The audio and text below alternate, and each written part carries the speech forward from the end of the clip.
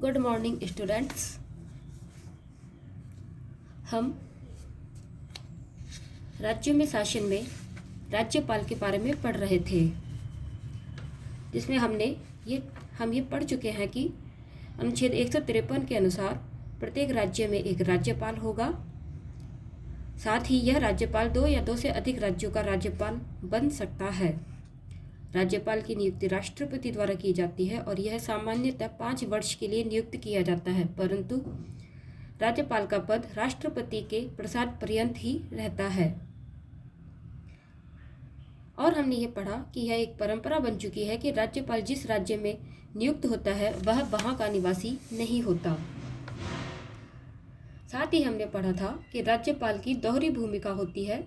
वह राज्य में संवैधानिक प्रमुख के रूप में भी कार्य करता है, साथ ही वह केंद्र के अभिकर्ता या एजेंट के रूप में भी कार्य करता है। राज्यपाल की पदावधि सुरक्षित नहीं है, उसे केंद्रीय सरकार जब चाहे तब हटा सकती है। राज्यपाल वह व्यक्ति बन सकता है जिसके पास जो भारत का नागरिक हो तथा जो अपनी 35 वर्ष की आयु पूरी कर चुका हो। साथ ही वह कोई लाभ के पद पर नहीं हो तथा संसद या विधानसभा का सदस्य भी वह नहीं हो। इसके अलावा हमने पढ़ा था कि राज्यपाल को कुछ उन्मुक्तियां प्राप्त है, जिनमें वह न्यायालय के प्रति जवाबदेह नहीं होता, वह अपने कार्यों और जिम्मेदारियों के लिए न्यायालय के प्रति जवाबदेह नहीं होता, उसके खिलाफ पद पर रहते हुए कोई दंडिक कार्यवाही नहीं की जा सकती और पद पर रहते हुए उसके खिलाफ कोई गिरफ्तारी वारंट या कारावास के आदेश जारी नहीं किए जा सकते। आज हम राज्यपाल की शक्तियां और कार्यों के बारे में पढ़ेंगे। राज्यपाल की शक्तियां और कार्य।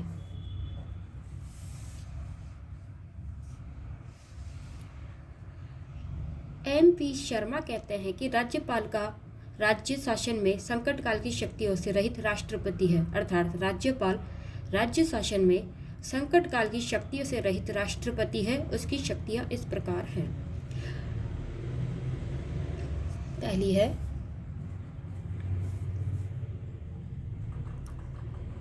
कार्यपालक की शक्तियां।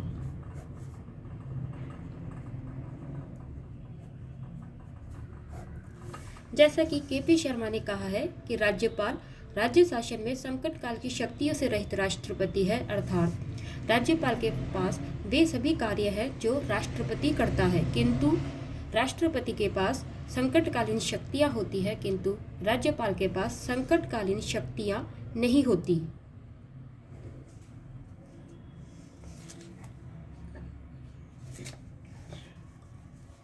राष्ट्रपति की कार्यपालिका शक्तियां। राष्ट्रपति कार्यपालिका का प्रधान होता है। राष्ट्रपति राज्यों में कार्यपालिका का प्रधान होता है। अनुच्छेद 153 के अनुसार राज्यपाल की कार्यपालिका शक्ति राज्य की कार्यपालिका शक्ति राज्य में निहित है। अनुच्छेद 153 के अनुसार राज्य की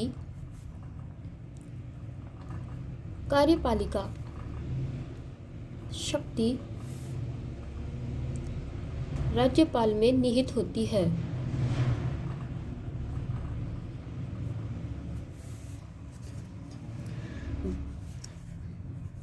राज्यपाल मुख्यमंत्री की नियुक्ति करता है। राज्यपाल कार्यपालिका शक्तियों में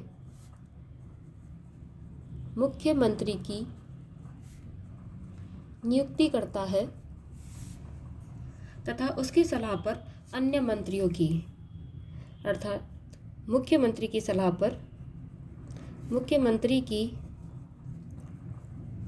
पर अन्य मंत्रियों की नियुक्ति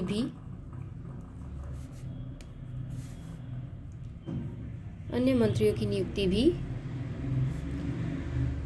राज्यपाल ही करता है।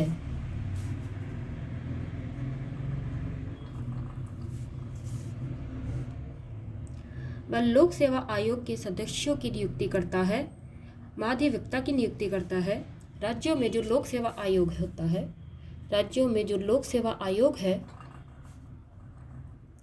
उसके अध्यक्ष की नियुक्ति तथा उसके सदस्यों की नियुक्ति राज्यपाल ही करता है। महाधिवक्ता की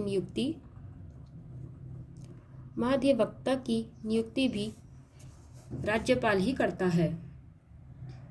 राज्यपाल विधानसभा में एक एंग्लो इंडियन सदस्य, राज्य विधानसभा में एक एंग्लो इंडियन सदस्य और विधान परिषद वाले राज्यों में विधान परिषद के 1/6 सदस्यों को मनोनीत करता है। अर्थात राज्यपाल विधानसभा में एक एंग्लो इंडियन सदस्य और विधान परिषद में राज्यों के 1/6 सदस्यों को मनोनीत करता है। मंत्री परिषद से सूचनाएं प्राप्त करने का अधिकार राज्यपाल को है। हाईकोर्ट में जजों की नियुक्ति में भी उसकी राय ली जाती है। अर्थात राज्यपाल अगर चाहता है कि उसे कोई सूचना प्राप्त करनी है, वह कोई सूचना प्राप्त करना चाहता है, तो उसे मंत्री परिषद से सूचना प्राप्त करने का अधिकार है तथा राज्यपाल हाईकोर्ट में जजों की नियुक्ति में अपनी राय भी देता है।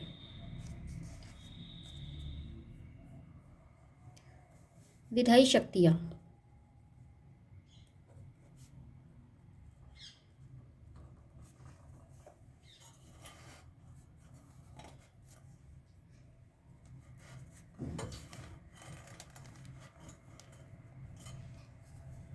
राज्यपाल की विधायी शक्तियाँ। राज्यपाल अनुच्छेद 168 के अनुसार विधानसभा का एक भाग है। अनुच्छेद 168 के अनुसार राज्यपाल विधानसभा का ही एक भाग है।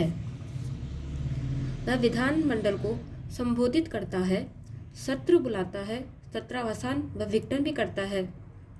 वह अनुच्छेद 175 के तहत संदेश भी भेज सकता है। राज्यपाल विधानमंडल को संबोधित करता है, विधानमंडल के सत्र भी बुलाता है, उसका सत्रावसान और विघटन भी कर सकता है और अनुच्छेद 175 के अनुसार वह विधानसभा में संदेश भी भेज सकता है। राज्यपाल विधानसभा में बजट रखवाता है। धन विधेयक उसकी पूर्व स्वीकृति से ही विधानसभा में पेश किया जाता है। अर्थात जो बजट विधानसभा में रखा जाता है वह राज्यपाल की पूर्व अनुमति से रखा जाता है, वही बजट को रखवाता है और धन विधेयक में उसकी पूर्व स्वीकृति विधानसभा में पेश की जाती है। राज्यपाल की बिना राज्यपाल के हस्ताक्षर के कोई भी विधेयक कानून नहीं बन सकता। अर्थात कोई भी विधेयक यदि कानून बनाना है तो उस पर राज्यपाल के हस्ताक्षर होने अनिवार्य है, आवश्यक है। वह विधेयक को पुनर्विचार के लिए वापस भेज सकता है। फिर से यदि कोई विधेयक पास होकर आता है तो उसे अनुमति देनी ही होगी। अर्थात राज्यपाल किसी भी विधेयक को एक बार पुनर्विचार के लिए विधानसभा में वापस भेज सकता है, किंतु यदि वह वहां से वापस पास होकर आ जाता है तो उस विधेयक को राज्यपाल को अनुमति देनी ही होती है। वह संपत्ति के अनिवार्य अर्जन, अंतर्राज्यीय व्यापार पर करारोपण वाले तथा उच्च न्यायालय की शक्तियों में कमी करने वाले विधेयकों को राष्ट्रपति के पास अनुमोदन के लिए भेज सकता है। अनुच्छेद 213 के तहत विधानमंडल के सत्र में रहने पर वह आवश्यक होने पर अध्यादेश जारी कर सकता है। अनुच्छेद 213 राज्यपाल को अध्यादेश जारी करने की शक्ति प्रदान करता है। अब हम पढ़ेंगे राज्यपाल की वित्तीय शक्तियां। धन विधेयक और वित्त विधेयक उसकी पूर्वानुमति से ही पेश किए जाते हैं। अर्थात विधानसभा में धन विधेयक और वित्त विधेयक पेश करने के लिए राज्यपाल की पूर्व अनुमति आवश्यक है। राज्यपाल राज्य की आकस्मिक निधि से व्यय के लिए अग्रिम धन निकाल सकता है। यदि आवश्यक हो तो राज्य की जो आकस्मिक निधि है उसे व्यय करने के लिए राज्यपाल अग्रिम धन निकाल सकता है, जिस पर बाद में विधानमंडल की स्वीकृति लेनी होती है। अर्थात आवश्यक होने पर आकस्मिक निधि से अग्रिम धन व्यय करने के लिए राज्यपाल निकाल सकता है, जिसे बाद में विधानमंडल की स्वीकृति लेनी होती है। राज्यपाल अनुच्छेद 171 के तहत राज्य की विधायों के मामलों में दंडादेश के प्रविलंबन, परिहार और लघुकरण की शक्ति रखता है। अर्थात राज्यपाल अनुच्छेद 171 के तहत दंडादेश के प्रविलंबन, परिहार और लघुकरण की शक्ति प्राप्त रखता है। दंडादेश का प्रविलंबन अर्थात उसे थोड़ा आगे बढ़ा सकता है, उसे थोड़ा लेट कर सकता है। परिहार का मतलब है कि जो दंडादेश है उसे, जैसे कि जो आजीवन कारावास है उसे वह कम करके 7 साल की सज़ा में ऐसे बदल सकता है, उसे कहते हैं परिहार। अर्थात जो दंड दिया गया है उसको रूप वह बदल सकता है। लघुकरण में भी जो दंड दिया गया है उसकी कार्यावधि वह कम कर सकता है। यह राज्यपाल का पार्ट 2 था। धन्यवाद।